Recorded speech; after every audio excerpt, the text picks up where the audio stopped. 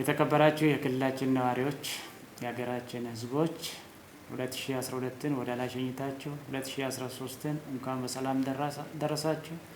እግዚአብሔር እንኳን በሰላም አደረሳችሁ ለማለት ፈልጋለሁ። 2012 ስናሳልፍ አበይት ተግባራት በአካባቢያችን ተፈጽመዋል። ሲዳማ ለዘመናት ሲታገል የነበረው ክልል በ2012 እውን ሆነዋል። የለውጡ ፍሬ ያየንበት ዓመት ሆኖ አልፈዋል።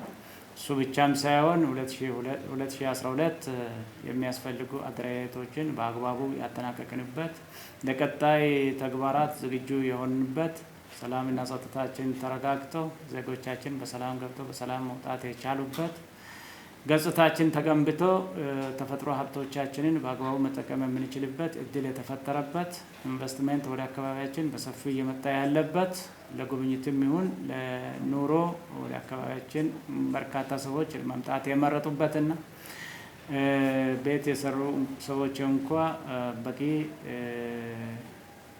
የስራና የክራይ ገቢ ያደገበት፣ በአጠቃላይ በመነቃቃትና በድል ውስጥ ያሳለፍንበት ዓመት ነው ብሎ መውሰድ ይቻላል።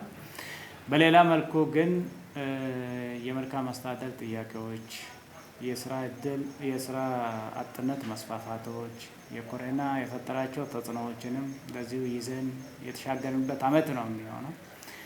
2013 ዓመተ ምህረት በዋናነት በ2012 ያገኘናቸው ድሎችን አስፍተን አጥብቀን ይዘን የበለጠ የምንጠቀምበት፣ ነገር ግን በችግር መልክ ይዘን የተሻገርናቸውን ሌብነት፣ የመልካም አስተዳደር እጦቶችን ከህዝባችን ጋር በመታገል የምናሸንፍበት፣ መልካም አስተዳደርን የምናረጋግጥበት፣ የስራ እድልን የምናስፋፋበትና ዜጎቻችን በስራ ተሰማርተው ሰርቶ የሚጠቀሙበት እድል የሚሰፋበት፣ የህዝባችን የልማት ጥያቄ በአግባቡ የሚመለስበት፣ በአጠቃላይ የብልጽግና ጉዞ በአግባቡ የምንጀምርበትና ጣፋጭ ውጤቶችን እያገኘን የምንቀጥልበት ዓመት እንደሚሆን እናስባለን።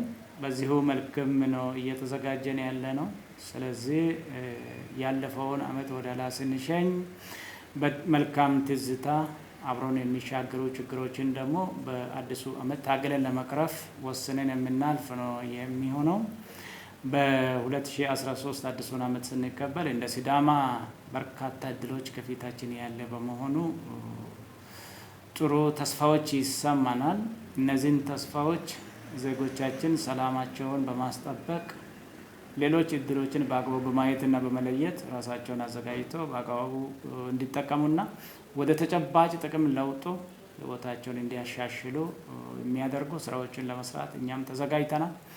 በዚህ መልኩ ሁላችንም በክልላችን የምንገኝ ህዝቦች ተባብረን ተጋግዘን መልካሙን ስራ በመስራት ህይወታችንን የበለጠ የምንጠቀምበትና የምናሻሽልበት መልካም ዓመት ይሆንልናል የሚል እምነት አለኝ። ስለሆነም አዲሱ ዓመት የሰላም፣ የፍቅር፣ የአንድነት፣ የአብሮነት እንደዚሁ የልማትና የብልጽግና ዓመት እንደሆንልን እመኛለሁ።